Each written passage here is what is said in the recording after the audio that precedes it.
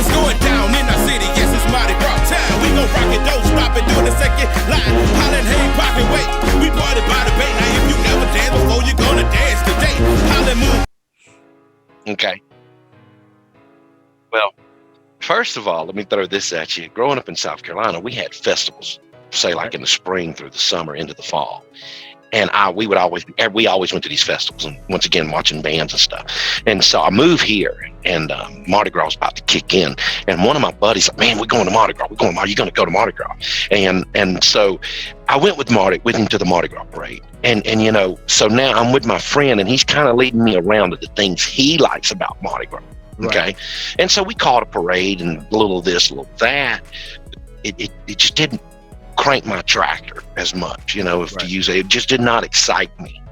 And I was like, whatever, you know. And the next year I'm hanging out with some friends and, you know, blah, blah, blah. And I'm kind of like, okay, you know, it's something to do. I'm hanging out with my friends, looking at some cute girls or whatever. Right. You know, this is all high school years. That's what Mardi Gras is about, putting on a nice outfit. I'm hanging out with my buddy Henry. Yeah. Right. Yeah, that's right.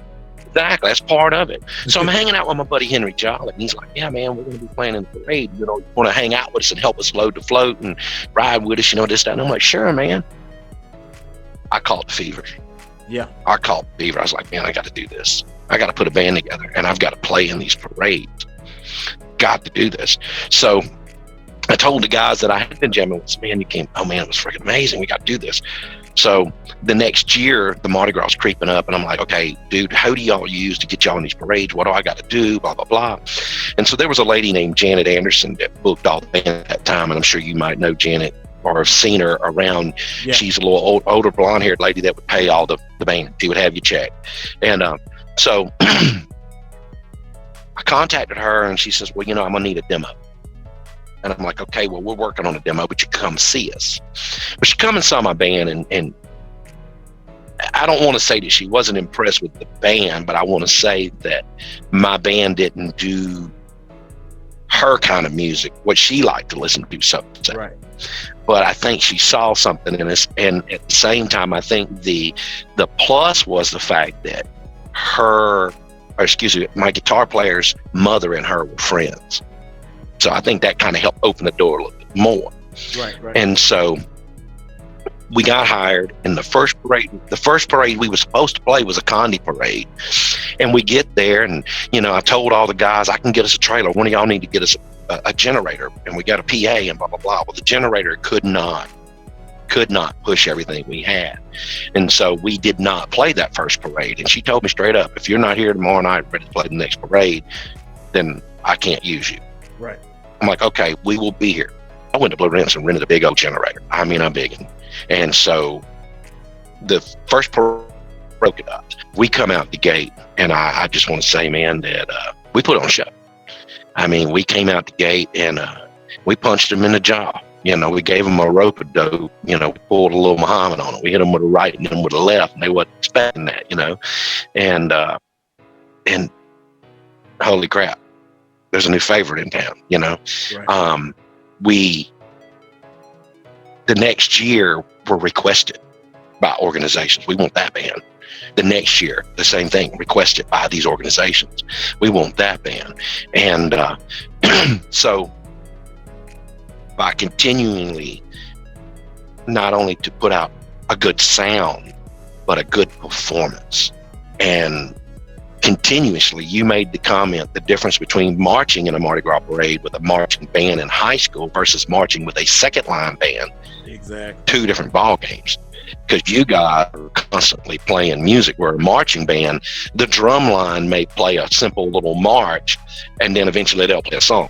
Or they may play a cadence or something, and then play a song, and then play a cadence. But, you know, there's a rest period.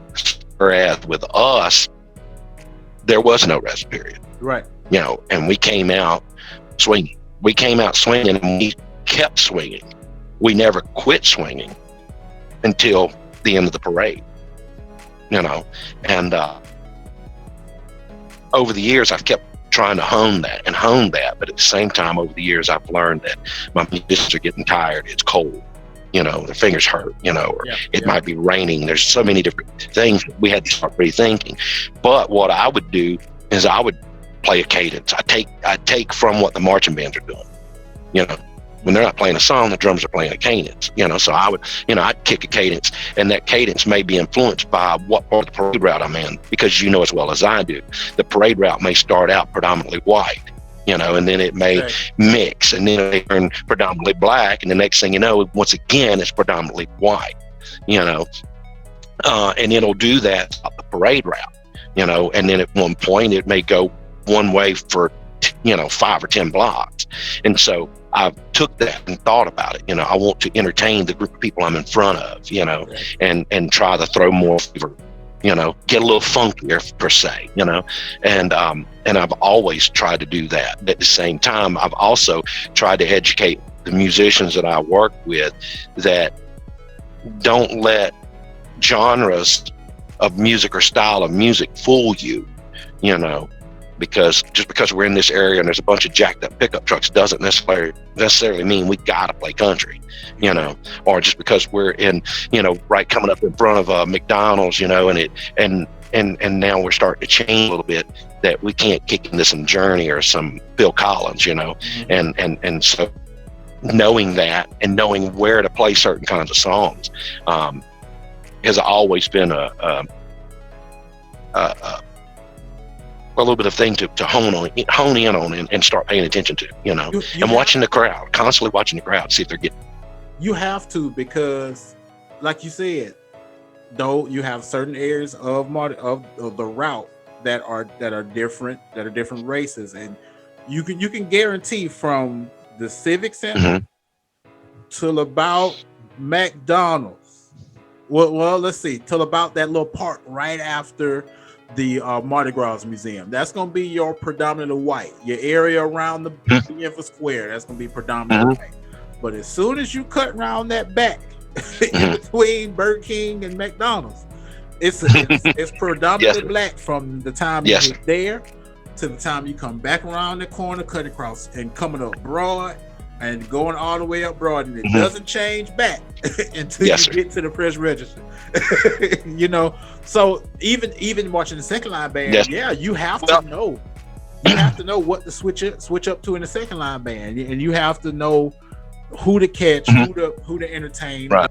Well, you know, I can even tighten it up more than that for you a little bit. You know, that's what's even it's funnier because, you know, like you said, know who to entertain, and the group of people, because the parade you're playing can change that a little bit. You know, you take a Joe Kane or let's say Mardi Gras weekend or Joe Kane Sunday or Fat Tuesday, there's more people down there.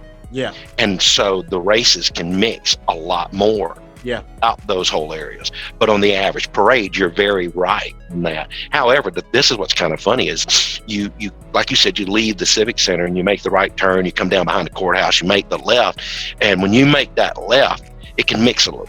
It did. Okay, but only for like a block, and then once again, now you're coming in between the hotels where, say, like for instance, Veets and the Radisson. You know, you're coming down through there, and it can be predominantly white. Then again, the next thing you know, it starts to mix. And when you make that left, the bank, when you make the left at the bank, it's kind of wild, man. It mixes. You know, and it could be predominantly on one side or the other, but it's still mixed. And you come up, and right when you come across that street, you know, it'll change going around the park. You know, it'll be predominantly white, but on the right side, you know, once again, it's mixed. And then once you cross over Dolphin and you start coming down through there, once again, you know, it can mix real heavy. And then I used a word alternative, you know, lifestyle right through there, you know, and it'll change right there. And I always try to pay attention to what music I'm playing, you know, when I get there too, you know, because I want everybody to enjoy what's going on. I want to entertain everyone. And then of course, now you make your right turn and you're coming up through there and it mixes. And then you got the bikers. They're all on one side of the street, you know, right there. Yeah. And then you pass them, you know, and then of course now we're starting to change, you know, and so that's when I start okay, guys, this is where we're going to start kicking this, and blah, blah, blah. And then, like you said, you make that left right there where Burger King and McDonald's are, and you come around, you do Broad and all that. It's predominantly urban. There will be some spots where some white families are in there and it's mixed. But knowing the music and knowing what to play through there, I have spent a few years where the kids are pointing, going, yeah, because I'm not playing the latest, greatest hip hop, Right. And when I'm with a band, but when I'm solo, I have that freedom. I can do that kind of stuff. Exactly. And it's simply because of how I do it, but I love it and I enjoy, entertaining and the little kids with the, is the challenge. Because maybe tomorrow I'll come through with something that they're going, hey, and they're getting into it, Exactly. And then it's cool. I up as high as I am, I see so much. And you have to realize those kids, Then you have to. It's the joke that people my age. I'm 30, so I got people around my age, 5 years below, 5 years older. We have these new types of kids, like. I don't know where they come from. Like, they don't appreciate greatness. You just look at them like, right. What planet did y'all come from? Like, y'all don't understand what's going on right here. Like, do you not know who that is? Like, and that's just not just with people like you or with Mardi Gras in general, just with everything. This new generation of kids, they think everything comes out of the microwave. No, things are created and made and mixed. Like, it don't work like that. You just look at them like, what's wrong with you? But yeah, right. It's like the other day. Go ahead. I'm sorry. No, it's just you were saying it's just. I was going to let you. Right. It is, but the thing is our ears tune into things that we like, and new things may come along, and what you get introduced to, and so forth and so on. It's like the other day I was having a conversation with a gentleman, and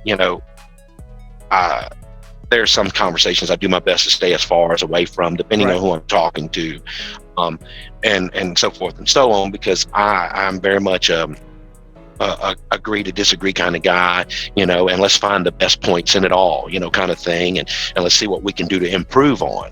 And so we were talking the other day, and I made the joke to the gentleman, and he was an older gentleman. I said, Muddy Waters invented electricity, and which is a quote from a blues movie, because Muddy Waters is a blues player, and he was the first blues player to play the electric guitar, and so, or not so much as the first one to play the guitar, but he was the first one most noted for rocking the blues out with an electric guitar. So, folklore, he invented Muddy Waters invented electricity. Mm-hmm. So, and I made the comment that if that was the case, then Rick Rubin was the inventor of the mixing machine, like you would use in the kitchen to mix up ingredients, because Rick Rubin is the guy that was behind people like, the Beastie Boys. But let's move to rock and roll, where he produced and worked with the Chili Peppers. But he's also the guy that did, produced Jay-Z and like Alicia Keys and folks like that. So the guys, he's produced a lot of people without getting into too many names, and understanding that, once again, these guys, their ears are wide open, and they're listening to a lot of different stuff, and they're trying to not only accommodate folks my age, because I'm 51, your age 30, and the new kids today, because that's what they do. That's their business. They're in the music, they're producers, and they're trying to catch the new thing, and blah, blah, blah. So I try to do the same thing. And the cool part with my solo show, Chico Drums, there's a lot of stuff where I'll go in and figure out a way to redo a song by removing the drums, or reverse the production of it, or recreating the song, and then finding an acapella of the original artist and putting a video to it for my solo show. Or I might be like, wait a minute, I can rap that and I can pull it off pretty good. So then I'll recreate and then rap it myself, And so therefore now I'm engaging that younger crowd, or trying to engage the younger crowd. So like I said, I'm always constantly trying to keep my radar going. And when I'm going through Mardi Gras parades, the advantage for me is I'm up on a float and I'm sitting higher, so I can see all the people, and who's getting into it. They don't have to be right there on the railing going, they can be, 100 yards away, and I can see them, bobbing their heads or dancing as I'm coming through. But that's what's also funny. Let's talk about bobbing heads. You see folks, they be bobbing their heads, because that's their groove. I'm kicking it, they like that, even if it's only for 30 seconds, a minute and a half, or 2 minutes, unless the parade has come to a stop and now I'm sitting there for 5 or 10 minutes, Right. We've had to do that many a times, or longer, because of something going on in front of us, Dumb and drunk too much and fell off the float. Yeah, I've witnessed that firsthand. I think anybody that's been in Mardi Gras have witnessed somebody fall off the float or just something retarded happening. And if you're right there at it, you can see what's going on. But imagine you being 6 floats back around the corner. You're like, yeah. Everybody know what's going on up there? You got to look up the street. Yeah, you're looking up the street. It takes about 3 minutes for the telephone game to start rumbling down the street. You finally hear somebody on the barricade saying, I heard somebody flip backwards off the float and crack the knee open. Yeah. And then that story grows, It keeps on going back down the route. Yeah. One year we were actually playing, and it was a Venus parade, and we were right behind the Queen's float. And we were coming down right behind the courthouse when one of the girls on the top tier, we're talking the 3 levels up, flipped over the back of the float and landed on her back. Yikes. Okay. We quit playing because we're right there. We're right there. And people were getting mad at me because we had quit playing. And so I got on the microphone and I said, look, folks, this person just fell on the ground and the EMTs are trying to talk to her.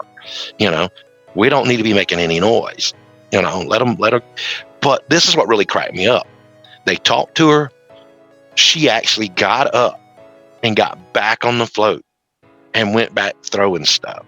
But we got going again. And when we came where you make the left right by the park and you get to where Highway 90 is, they stopped right there. She got off the float and got in an ambulance. Yeah, she knew better. And went to the hospital. Now, the fun part about that is being that I had connections with that organization. She went to the emergency room, got checked out, and showed back up to the ball. No, see, that's the thing about Mardi Gras. That's crazy. That is the thing about Mardi Gras. When you have spent so much money, I don't care. Hell come high water, I am participating in whatever function is going on. I'm sorry. It's been years where I felt like a little sniffle or something come on. I was like, oh, hell no. I go to the store, get a magnesium citrate, go get a bottle of orange juice. We're going to flush this out. I refuse. No, it's not happening. That happened to me last year. I had like a little sniffle before the ball, the second liners ball. And I'm in Montgomery, and it was like that Monday. And I'm like, oh, no. I'm going to this ball. I'm getting on the road Friday and going to this ball. So Monday, I'm drinking that magnesium citrate, flush my system out. The rest of the week, I'm eating oranges. I'm just eating. I went and got me a bag of oranges. I'm eating oranges all week. I said, nah, not about to get me. I'm going. But that's what happens in Mardi Gras. There's a certain surge of energy that you get during Mardi Gras. I've literally, I went 24 hours one time from a Friday afternoon to that next Saturday afternoon being up. We did like 2 parades that Friday.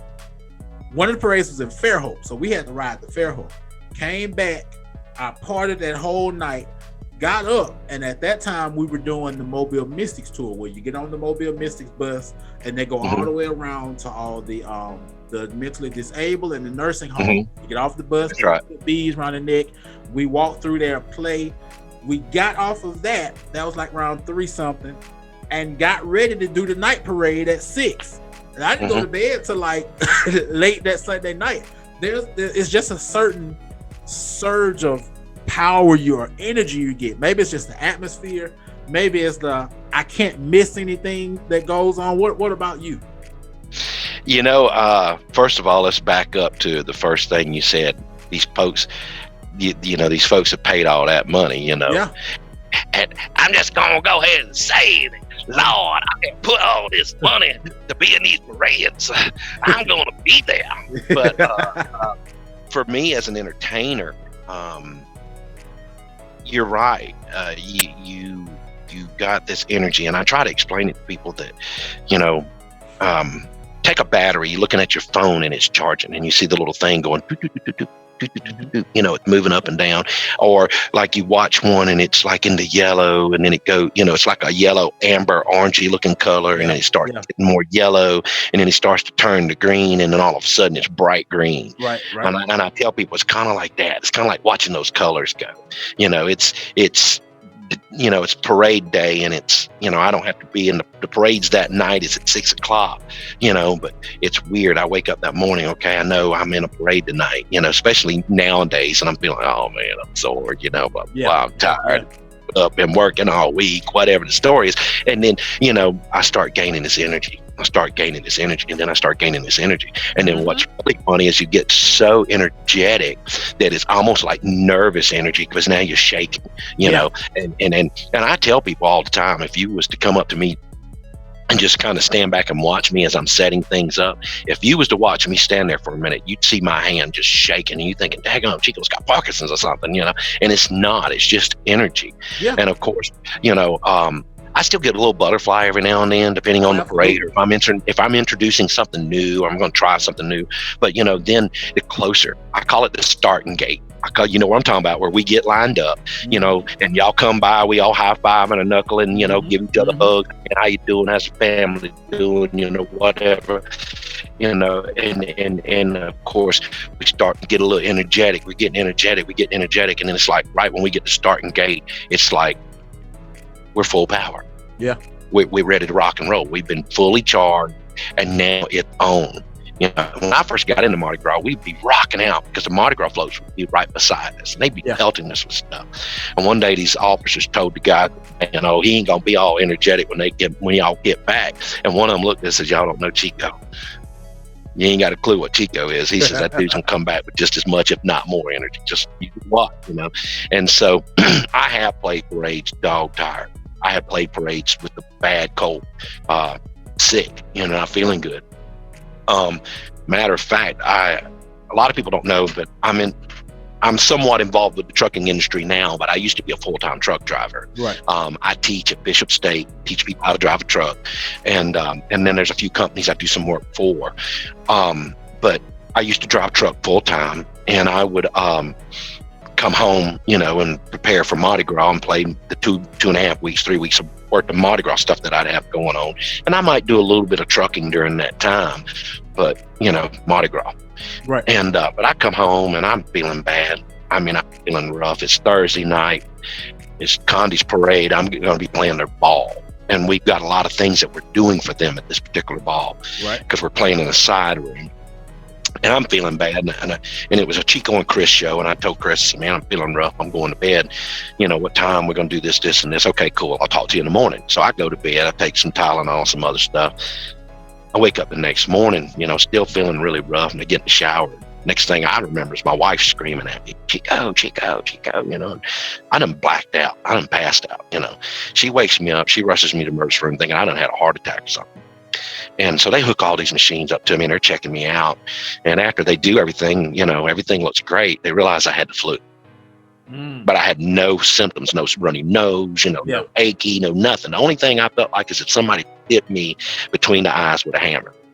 So Chris had come to the emergency room with us and everything, and he was in contact with the Condi saying, hey, look, Chico's, you know, he's in the emergency room. We don't know what the hell's going on with him, and blah, blah, blah. Well, when we figured out it was the flu, I went home and we reevaluated, excuse me, how we were going to do that afternoon. So finally, Chris comes and gets me. We go load in this side room. We set everything up. And then I put on some DJ music because they're going to be in there to eat and stuff before they go get on the Mardi Gras float. I lay down. I put my DJ stuff on autopilot. I lay down. So they leave. I turn all that off. I lay back down. They come back. There's a little bit of time before they do their call out. So I got DJ music on autopilot again. I turn all that off. And while they're doing their call outs, I pass out again. Once again, orange juice, oranges, you know, like you said, you know, the doctor, of course, gave me a prescription. They gave me shots and stuff. Now it's go time. We're not in a parade. We're playing the ball.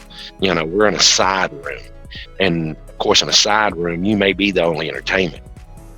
Chris and I kicked in, and we didn't stop till the cops come in and told us the ball was over with. Right. You know, and I would like to equate that not only to, of course, you know, I was medicated to some degree to try to help me with my flu, but at the same time, the energy of performing and Mardi Gras itself, you know.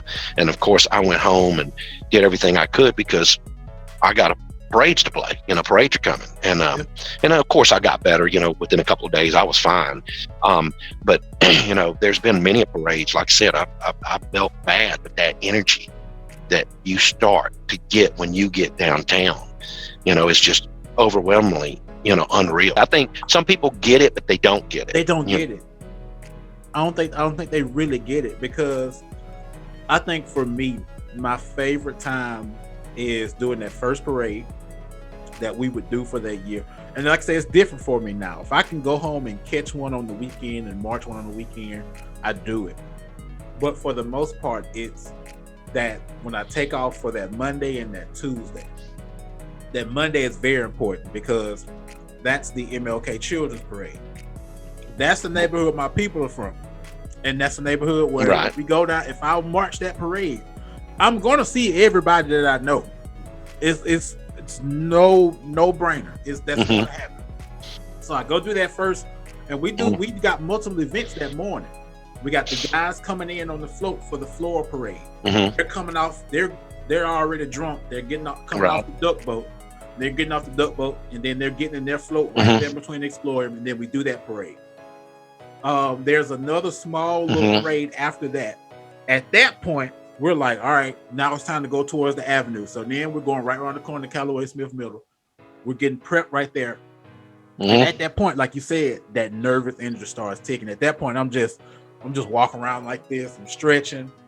And I will walk the first 6 blocks up until probably around right there where Broad and MLK cross it, right there, Pure and Heart of Mary.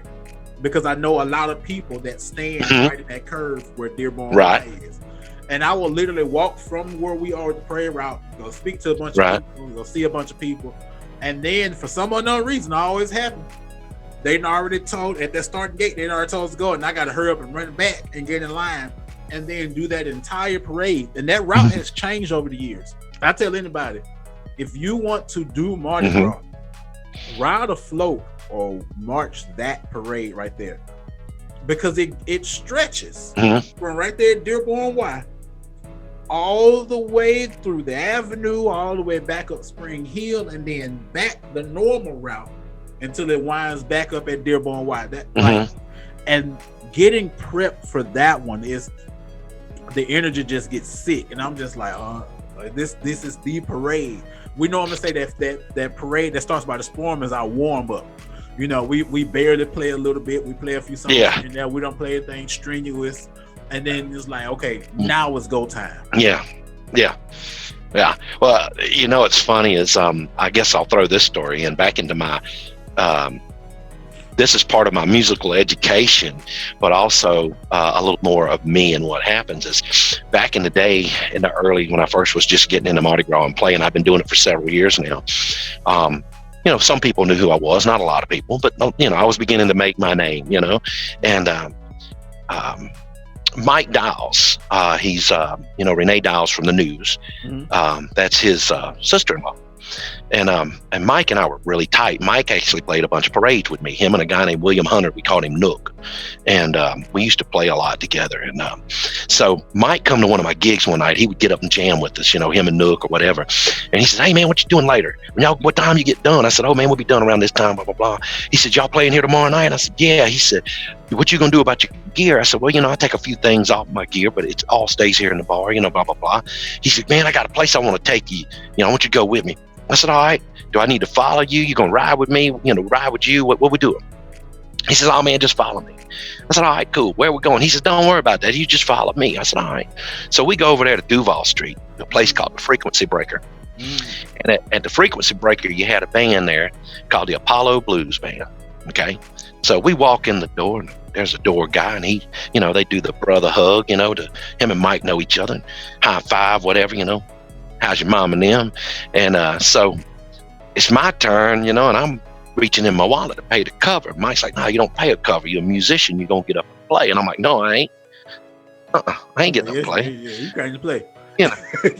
No, he came to play. So as we walking through the door, I still hand the dude my money, and walk on in the door. Mike and I sit down at the table, and we watching the band. They kicking some good Southern soul party blues, And I've heard some of the stuff, but it wasn't something I listened to all the time, Right. And I'm on the more of the Stevie Ray side of the blues fence, at this point in time. I knew who B.B. King was. I knew who Muddy Waters was, and a lot of older blues, influencers, but this is Southern soul party blues, Yeah. It's a whole nother ball game, And so we're sitting there, and they finally get Mike up. Mike gets up and jams a couple songs. He's like, hey, I want to get my buddy up here. So I get up there with him, and they call out a song, and I'm like, I'm lost. I don't know what you're talking about. But I look over to my left, there's the guitar player, and I would learn that he owned the place. It was his bar, his band, and he looked at me and goes, shop, bop, booba, dop. All right. So I'm like, shop, bop, booba, dop. And next thing I know, we doing the thing, So they call out, yeah, that's all I needed. So they call out another song, and dang, and I kick into it, man. We doing it, right? And then about that time they call out another song, and he's like, da da da da da da da da da. So I'm da da da da da da da.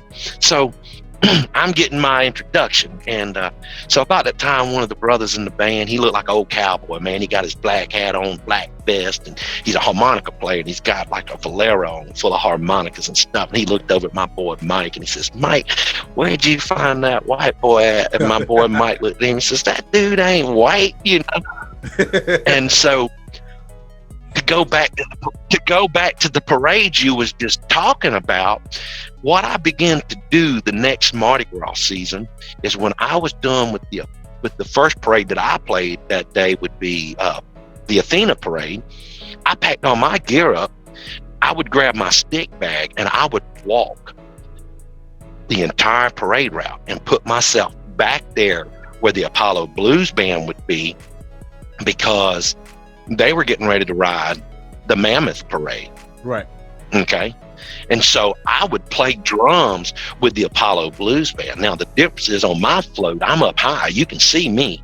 But with their float, I'm in the middle and everybody's standing around you. So unless you're on that front line, you can't see the drummer because they had a roof over their float, Right. And man, you want to talk about fun. And I did that for a long time. For many years, I would go and I'd play in that parade with them until they kind of quit doing the parade. And it was always a blast. But the other thing, I mentioned the ball that I did. There were many times I'd play a parade, and then I'd turn around and play a side room, that night, or play a bar, or play another venue. Constantly, doing Mardi Gras stuff. So, and the energy that it took, let's go back to that word, the energy, and it's just a mystical thing to us because we're excited and looking forward to, and then soaking in the energy from the crowd and simply giving it right back to them. Absolutely. And you could be dog tired. I mean, it's been some parades, I'm just sitting there with a tube on my shoulder like this, like, I really don't want to be here. I'm tired. But then, like you said, once that person comes up and like, it's like, okay, well, we here now, let's go. It's just it's something that turns on. It's something that turns on. The last thing I got for you, Chico, and this is something that I'm going to be asking throughout this entire series, is what makes Mardi Gras important to you? The people. The people. I have watched people grow up. Matter of fact, there's a young lady that books me for a venue I play. I watched her grow up. I've watched her and her kid at that same spot and watched her kid grow up. As crazy as that sounds, for me to be doing this for 29 years. Right. Okay. Now, at the same time, you reached out to me to do this interview. You watched me when you were 5 years old, okay? And you started playing music, okay? There are so many people that have come up to me and says, dude, you're the reason why I play, name an instrument, you know, or you're the reason, you're the one that kind of lit the fire in me to want to try to do this, that, or the other, you know? And that does my heart good to know that my talent influenced you or someone else in some kind of way, you know, even if it was nothing but the smile that was on my face, you know, that influenced somebody to smile and look at somebody, you know, or two people, total different strangers, different races, to dance side by side when I went by, you know, and agree in a happiness at that moment, you know, the people. I mean, I get paid. Oh yeah, we're not gonna forget about the money. We get paid. But to sum it up, with the way things are going this year, there are some folks that are huge fans of mine. They stand there with a sign. They scream my name. And I'm actually going to be showing up at a couple of their yards. They don't know it. And I'm going to put on about an hour-long show for free, you know, because they've supported me, you know, and they're part of that energy. Yeah. Because when I twirl my stick, bounce it off the snare and point it at you, and you like, that's my boy, that's Chico. You don't understand, like, that's it's a like transaction. Michael Jordan throwing a Jordan to you after a game. Mm-hmm. Like, because every kid at a Mardi Gras parade wants to be seen, and you're not gonna catch all of them. You're just absolutely not. No. But there have been times where I can recollect pointing my finger or waving, and you do the, and it's like, Mama, look. You know what I'm saying? It's just that little small moment. It's that little small moment. And that has, I know that there are going to be plenty of people watching this who've had that moment with you, where you've actually acknowledged them and seen them. Yes. But man, this was awesome. Hopefully I get a chance to meet you in person one day when all this craziness is over with or whatnot. Yeah. I want to thank you for coming out in this first episode of the Year Without Mardi Gras. Guys, please share this all over social media. We're going to be doing this series. We're going to be talking to so many more different people throughout Mardi Gras season, so we can still get that taste. We don't know what's going to happen. Apparently, some people are still having parades. I don't know. It is what it is. I'm not going because it's already COVID, so I'm not going to get on the road and drive to something that ain't supposed to be happening in the first place. But it is what it is. Again, thank you guys for watching. We'll see you guys in the next episode.